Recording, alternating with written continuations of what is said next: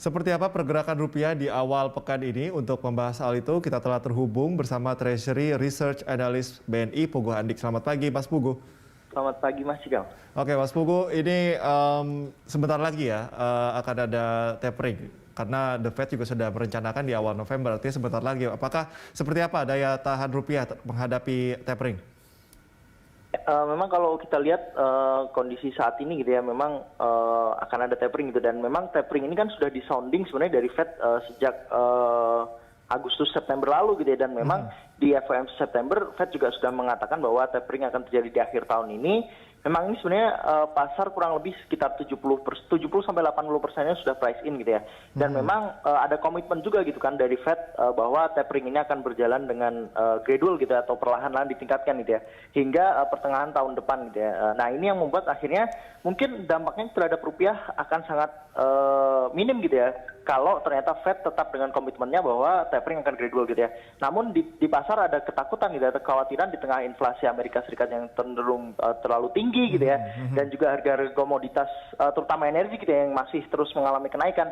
Ini yang membuat pasar akhirnya bermain aman gitu ya, atau ada kekhawatiran di pasar bahwa tapering ini bisa berjalan lebih cepat seperti itu. Ini yang mungkin nanti akan kita lihat gitu ya di November, kalau Fed tetap dengan komitmennya, mungkin dampaknya ke rupiah akan sangat negatif, akan sangat minim sekali seperti itu.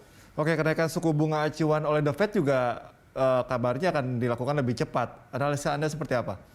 Ya, memang kalau kita lihat bukan hanya Fed gitu ya, dari dalam Fed-nya sendiri gitu ya, tapi di ekspektasi pasar sebenarnya juga di bulan Juli ekspektasi sudah ada mulai muncul gitu ya, ekspektasi kenaikan suku bunga Fed gitu ya, di Juli tahun depan.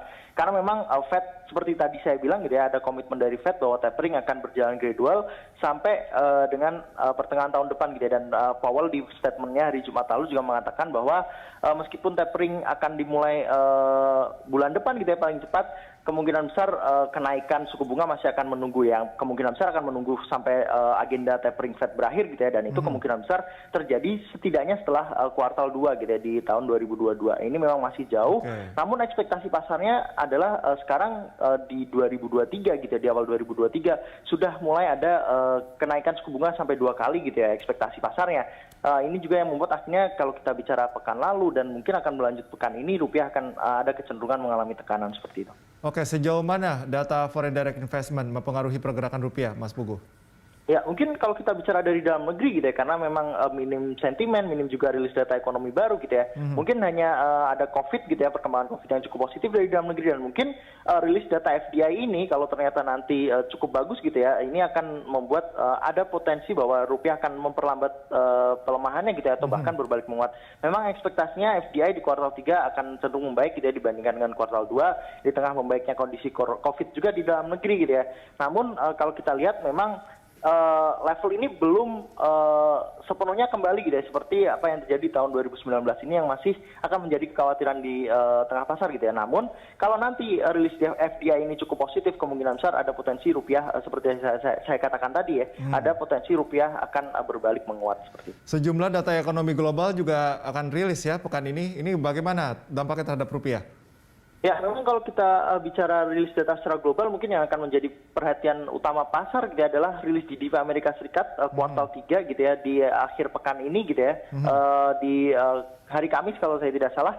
Ini akan menjadi salah satu fokus dari pelaku pasar gitu ya, karena memang ekspektasinya GDP Amerika Serikat akan cenderung melambat gitu ya. Nah, apakah perlambatan ini di bawah ekspektasi? Kalau ternyata di bawah ekspektasi, ada potensi rupiah akan berbalik menguat gitu ya. Namun di sisi lain ada kekhawatiran bahwa ekonomi Amerika Serikat akan mengalami stagflation gitu ya, inflasi yang cukup tinggi, sedangkan GDP-nya sudah mulai mengalami perlambatan. Ini juga yang menjadi perhatian pelaku pasar seperti itu. Oke, Mas Pugu, Evergrande Effect, apakah masih menyelimuti pergerakan rupiah? Ya, memang sentimen gagal bayar Evergrande masih menjadi salah satu sentimen gitu ya, apalagi pemerintah di kondisi COVID di China juga cenderung mengalami kenaikan gitu ya, dengan adanya serangan dari varian Delta gitu ya. Ini yang membuat akhirnya sentimen secara regional gitu ya di kawasan Asia terutama didorong oleh kondisi gagal bayar di China gitu ya, dan cenderung naiknya COVID juga di China. Ada juga rencana pemerintah China untuk memperluas kenaikan pajak gitu ya. Ini juga menjadi sentimen yang cenderung negatif gitu ya direspon oleh pasar, terutama di kawasan Asia seperti itu. Oke, kasus COVID-19 baik di dalam negeri maupun di luar, apakah dampaknya masih cukup signifikan mempengaruhi pergerakan rupiah? Ya, tentu saja gitu ya masih akan cukup signifikan, apalagi di dalam negeri yang cukup positif, sedangkan di luar negeri cukup negatif gitu ya, dengan adanya kenaikan di China dan mungkin Inggris gitu ya, yang kita bicara akhir pekan lalu, kenaikannya cukup mengkhawatirkan gitu ya. Ini yang membuat akhirnya ada sentimen positif gitu ya, yang bisa menarik investor asing untuk masuk ke dalam negeri gitu ya, terutama mungkin melalui pasar obligasi gitu ya.